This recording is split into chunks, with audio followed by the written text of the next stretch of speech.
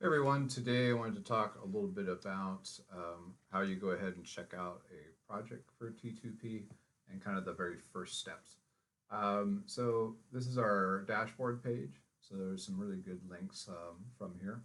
Um, One of the first things that you want to do is you want to go into the research report.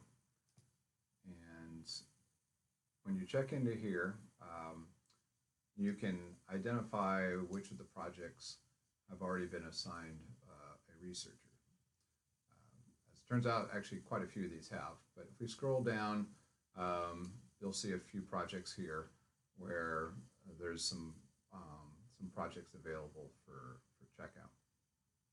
So if you were to go ahead and check out the city of Alameda, for example, just go ahead and plug in your name here, and then we can go ahead and back out to the dashboard. So there's two good places to do your initial research for information on the jurisdiction. The first one would be the BP image permit research. So we're looking for city of Alameda. So we could either do a search for Alameda, or we could actually write down the job number and or the project number and do a search that way. So I see here that we've got a T2P in Alameda, and let's see, it looks like we've got a few projects for BP image upgrade. So if I check on the Alameda row here, it will take me directly to the Alameda project. And we can see that we've got the same jurisdiction. It is Alameda, it's not a county. So from here, we can gather some information. So we can go to the attachment here, and see that we have due diligence, and now we've got some existing contact information. This will also give us kind of a basic understanding of what type of documents are required. You can see the yes and two copies and so forth are required here. So we can take this information. I'll just go ahead and drag this page off to the side. And let's go back to the dashboard.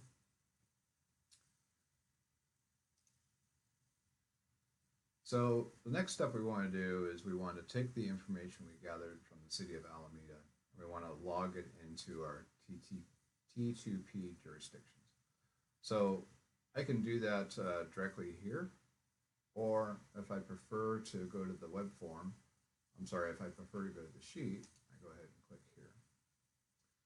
So here you can see all the projects that have been logged, and if for some reason you couldn't find the city of Alameda in the image upgrade, the next thing you'd want to do is check in here. This is make sure that this work hasn't already been done. So this hasn't been done yet. I don't see city of Alameda, so we can kind of start fresh. So I could enter the information right here. However, I just wanted to show you how this input form works. So if I kind of drag, and this is probably going to be a little tough to do on the screen here to show you both. So I'll just have to see if I can squish this down a little bit. And it's not probably going to fit all the way, but I'll just read off the information. So simply put, we're adding city of Alameda, jurisdictional contact was Jen, or for Jen, and website link is alameda ca.gov. Okay, so I don't need to go all the way through this. That kind of gives you the idea. So I'll scroll all the way down here. I'll get a copy of my response.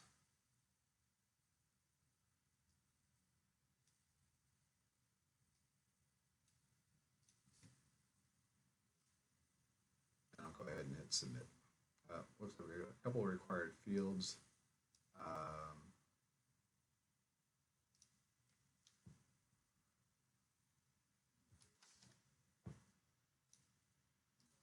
And the researcher here is not listed. Typically don't do research. So let's choose another researcher. Okay, we'll go ahead and hit submit.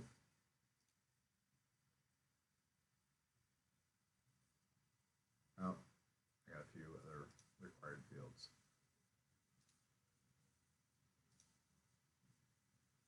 So we can modify these. I'm just doing this as a placeholder for now. All right, let's get that submitted. And now I can go back into the jurisdiction sheet. And you can see that Alameda has been entered. Not really sure why that came in as Linwood, but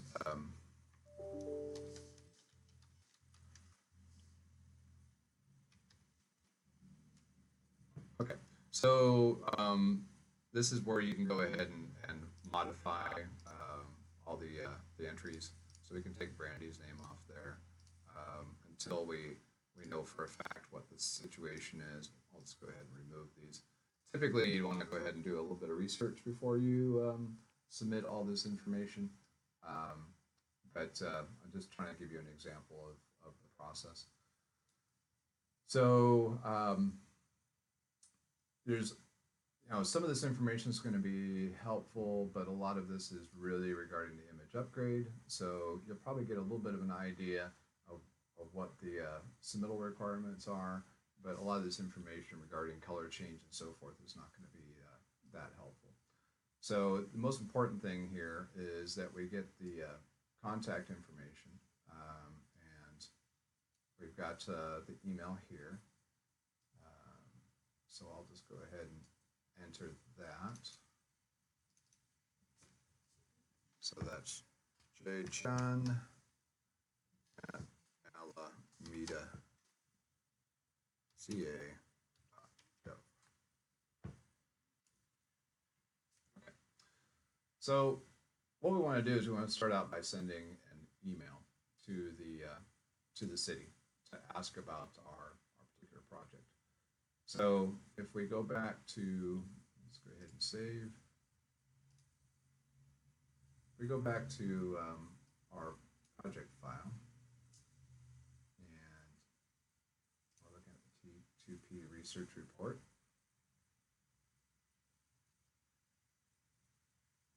And we can look up Alameda 83388.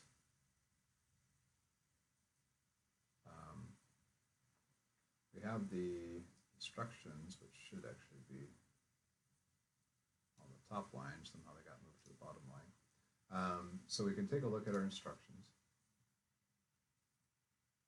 and we can copy paste the email.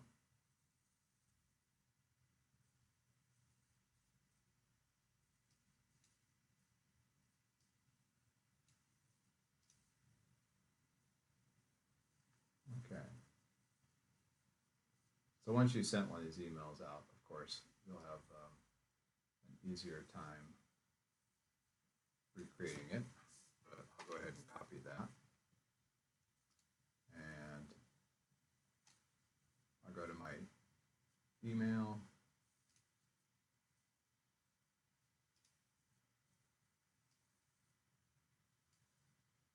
Click on new email.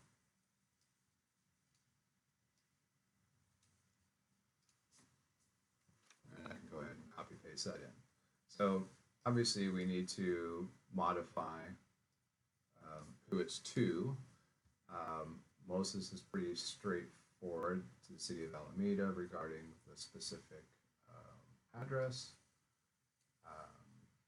If there's two, you can go ahead and list both sites. Obviously remove the plural if we only have one. One thing to do is we need to kind of do a double check on this line right here. It says pricing will be done with LED numbers.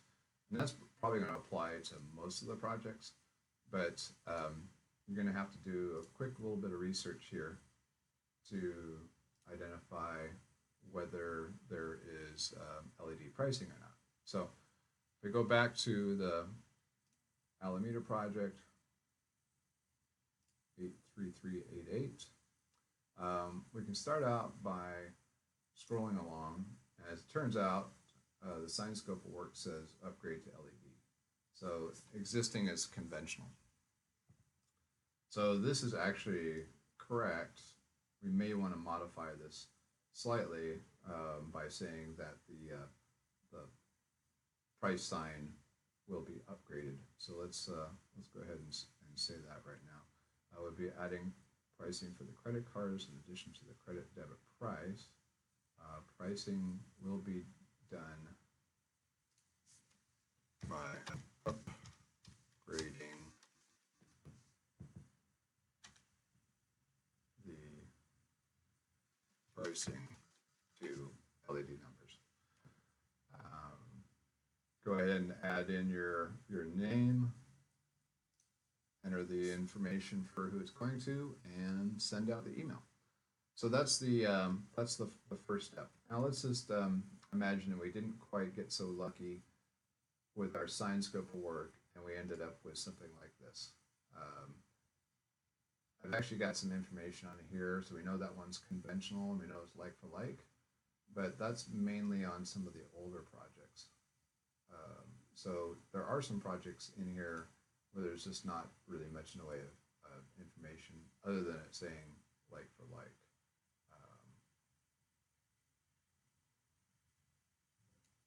Actually, it looks like, okay, that one's pretty good. Visual. This one doesn't have any information. There may be a situation where it just doesn't give you the information that you need to understand whether it's LED or not. So what I recommend that you do is take the address, enter it into the Google Maps, and utilize the street view, and then you should have a pretty good idea of whether you're dealing with an existing LED sign or not. Okay, I'm trying to keep these videos short, so that's kind of how you check out a project, get a little bit of information, and send out that initial email.